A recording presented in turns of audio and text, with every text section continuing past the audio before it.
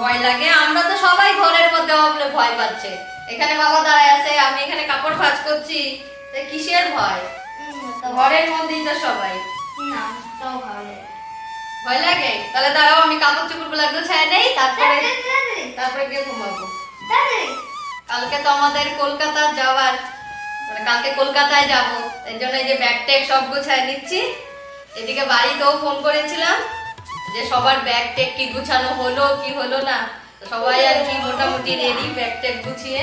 তো বাড়ি থেকে তো 3 জন যাওয়ার কথা, তো বাড়ি থেকে বলছে আবার জেঠি নাকি যাবে না। দেখি কালকে কি হয়, যায় কি না যায়।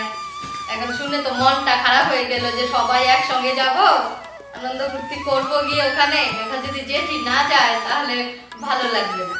এদিকে আবার ছোট পিসির বাড়ি থেকে আকাশ ফোন করেছিল যে হচ্ছে তোদের কি ব্যাগ ট্যাগ গোছানো হয়ে গেছে। তো আমরা বললাম যে হ্যাঁ গোছানো হয়নি, আর কি কাপড় টাপড় ভাঁজ করে রাখছি, সন্ধ্যাবেলা পরে আর কি ব্যাগে ঢুকাবো।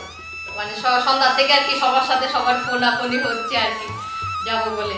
তো সে আর কি আনন্দ লাগছিল। মাঝখান থেকে আমার জেঠির বলে যাওয়া হবে না। দেখি এখন কি হয়। আর অন্নপ্রাশনে করার জন্য এই যে এটা নিয়ে নিয়েছি, এই শাড়িটা পরবো।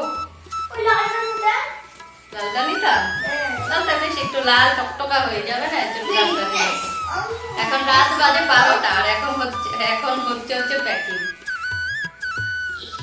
তোর ঘুম পায় না? হাওয়া তুলতেছিস?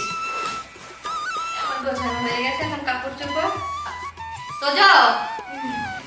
তো তোমার বই নিয়ে যেতে হবে তো 2টা, বাংলা আর বাংলা ব্যাকরণ, কারণ আসার পরে দিনই হচ্ছে বাংলা পরীক্ষা হবে, এর জন্য 2টা বই নিয়ে যেতে হবে। যাও 2টা বই নিয়ে আসো তো। বই 2টাও ঢুকায় নিলাম, পড়াইতে লাগবে ভাই। আমার যেখানেই যাই আমার বই সাথে সাথে নিয়ে যেতে হবে।